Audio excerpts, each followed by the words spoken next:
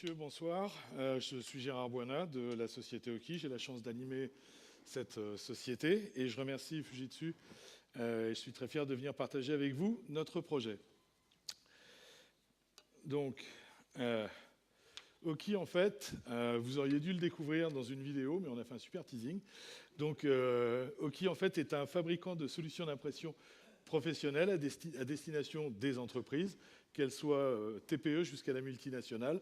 Nous utilisons des technologies innovantes et des services qui permettent aux entreprises et à nos utilisateurs de se concentrer sur leur cœur de métier. Oki est un acteur d'envergure mondiale. Nous sommes présents sur tous les continents. Et le groupe Oki intervient, bien entendu, sur d'autres produits, dans l'univers des télécoms, mais aussi dans des sujets aussi vastes que la fabrication de distributeurs automatiques de billets, de guichets ou de kiosques. En termes de produits, nous sommes en dehors des produits que vous pouvez bien entendu tous connaître d'impression. Nous travaillons sur des solutions verticales, comme par exemple des solutions dans l'environnement médical, dans l'environnement radiologique, ou pour apporter de meilleurs services, de meilleurs coûts, nous sommes à même de remplacer aujourd'hui les solutions films de radiologie par de l'impression. Donc nous produisons des produits qui sont capables de remplacer financièrement et techniquement ce que produit un film. C'est plus écologique, c'est plus économique et ça rend plus de services. On a aussi des produits atypiques, des produits à tonnerre blanc. Alors pour tous ceux qui connaissent les imprimantes laser, parler de tonnerre blanc, c'est quelque chose de tout à fait nouveau. Ce sont des produits qui sont dédiés à l'univers des arts graphiques, des agences de publicité. Ça peut servir à faire du package, de la maquette, mais aussi de la grande série et de l'impression en volume sur t-shirt. Donc là, je vous ai pris un exemple tout petit, mais comme vous pouvez le voir, on est capable d'imprimer sur du tonnerre blanc pour faire des séries et de la personnalisation à outrance. Et bien entendu, les solutions telles que vous pouvez les connaître aujourd'hui, qui sont celles du papier vers le document. Nous sommes amenés aujourd'hui à gérer pour nos clients leur parc d'impression, les MPS, gérer la vie multiple des documents qui sont de l'électronique au papier, du papier au PDF, du papier à l'électronique, réimprimer, ressortir, regérer, remonter. Donc voilà en fait toute la vie du document dont nous nous occupons. Alors, au vu de ça, il fallait que nous repensions tout notre système informatique et tout notre système d'information. Et c'est vraiment pas une chose aisée. Nous avons dû faire face à tout un tas de problèmes, tout un tas de questions, des enjeux et des problématiques. On vient de voir comment nous nous différencions sur ce marché grâce à des produits innovants, des technologies. Mais pour nous, il est vital de nous différencier aussi parce que nous pouvons apporter à nos partenaires, à nos clients et à nos utilisateurs. On se doit d'être dans un marché qui est en constante mutation, d'être hyper réactif, de faire preuve de grande souplesse.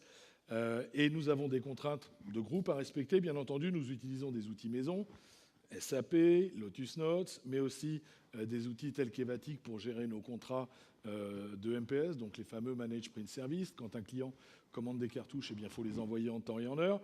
Nous avons donc toutes ces contraintes, plus tout ce qui est lié directement au business, qui est le CRM, les modules de business décision, et tout ce qui s'ensuit pour travailler au mieux. Donc, quand s'est posée la question du renouvellement de nos systèmes d'information, notre service informatique est venu me voir en me proposant une roadmap, en me proposant des projets technologiques et un cahier des charges.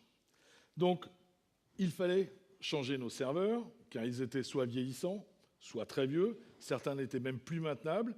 Et comme nous allions déménager de siège social, il est vrai que le moment était parfaitement propice. Donc, il nous fallait une nouvelle salle informatique, de nouvelles liaisons, et tout ce qui allait avec. Lors de la première réunion, je vous avouerai franchement que la première présentation que m'ont fait les gens de l'informatique, ils m'ont fait penser avoir quelque chose vraiment de grand, voire d'énorme. Donc le fameux Think Big du présentateur précédent, je vous assure que c'est vrai, j'ai vraiment eu la sensation du « est-ce que c'est pas surdimensionné pour nous ?»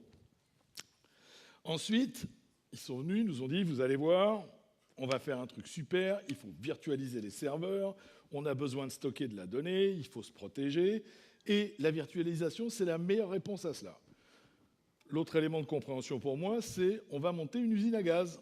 Donc on est arrivé, on a commencé à nous proposer tout un tas de choses, et je voulais surtout pas d'une usine à gaz, parce que je voulais quelque chose qui soit efficace immédiatement. Et là, le mot était enfin lâché. Ils nous ont dit, ils sont venus me voir et ils m'ont dit, on va faire du cloud computing. Là, je les ai regardés, pour être honnête, et je leur ai demandé de m'expliquer.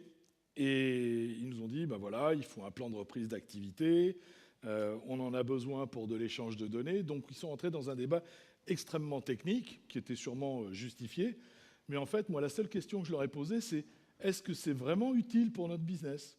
Est-ce que ça va nous aider à faire plus de ventes, à être meilleur auprès de nos clients, à apporter un meilleur service? Si c'est quelque chose de compliqué, il n'y a pas d'utilité. Donc, j'ai posé une question en une seule phrase. J'avais toute une équipe devant moi. Je leur ai dit, est-ce que c'est utile? Est-ce qu'on va faire plus de business? Pourquoi j'ai posé cette question? Parce que nos défis sont simples. Nos équipes commerciales sont nomades. Elles sont présentes à travers toute la France.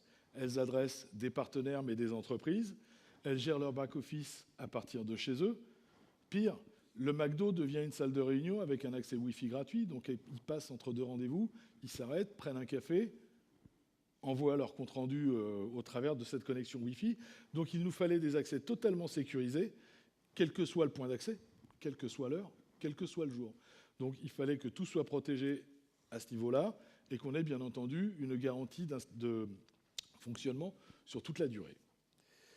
Ensuite, il fallait qu'on intègre la possibilité d'utiliser des outils comme les smartphones et les tablettes. De plus en plus de personnes, voyant que les applications mobiles, on les a sur le BlackBerry bien sûr, mais qu'on peut aussi les avoir sur un iPhone. Plusieurs personnes veulent utiliser tous ces éléments. Donc, il a fallu intégrer ça, même si on n'est pas encore rentré dans le Bring Your Own Device politique. Il faut quand même y penser et y penser pour le futur. Donc, on a tenu ça en compte, d'autant plus que notre métier de conseil auprès de nos clients nous amènera à très court terme à faire des audits chez nos clients en utilisant des tablettes, en envoyant et remontant les données quasiment instantanément pour que les offres soient directement dans la boîte mail du client, à la limite, dès qu'on quitte le lieu de rendez-vous. Alors, quelles ont été les clés de la décision pour nous? Qu'est-ce qui a fait que nous avons choisi Fujitsu? En réalité, c'est les critères qui nous ont amenés à choisir Fujitsu. Moi, je voulais un modèle 100% OPEX. Je ne voulais absolument pas investir dans du matériel pour une bonne et simple raison, c'est que pour une entreprise de notre taille, la gestion de l'obsolescence, c'est impossible. Il faut avoir la possibilité de se préserver de cette gestion de l'obsolescence pour nous. Donc, ça a été un point clé. Ensuite, on a besoin d'avoir de la puissance tout le temps. Comme le disait l'orateur précédent, pourquoi quand on fait une recherche dans notre business intelligence, il faut 3 minutes pour avoir 4 fichiers qui viennent se croiser, alors que sur Google, on peut effectivement avoir des milliers d'informations dans la seconde. Donc on a besoin de puissance, et on a besoin de puissance tout le temps. Donc en mettant tous ces paramètres bout à bout, la première des conclusions a été d'utiliser l'aide d'un VAR, car on avait besoin de proximité et de conseil. Donc dans le premier choix, il nous fallait avoir un partenaire, il fallait avoir quelqu'un qui soit capable de nous aider dans la rédaction, dans le complément du cahier des charges sur la continuité de service et la gestion du risque. Et on avait aussi besoin de sentir la présence du constructeur sur certaines questions. Donc tous ces éléments mis bout à bout ont fait que nous avons trouvé le partenaire qui nous permettait d'avoir la gestion de l'obsolescence, la puissance, mettre tout en 100% OPEX, et avoir accès pour les questions techniques à son service technique quand notre partenaire ne nous le permettait pas. Donc c'est la raison qui fait que nous avons choisi Fujitsu. Alors la suite de l'histoire, nous sommes en phase d'installation.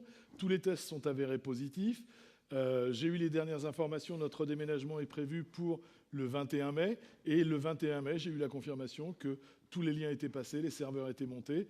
On va transférer notre système sans absolument aucun problème d'un endroit à un autre. Donc c'est quand même très rassurant d'un point de vue technique, mais aussi d'un point de vue business, ce qui veut dire que nos clients ne vont absolument pas sentir le fait que nous allons changer de système.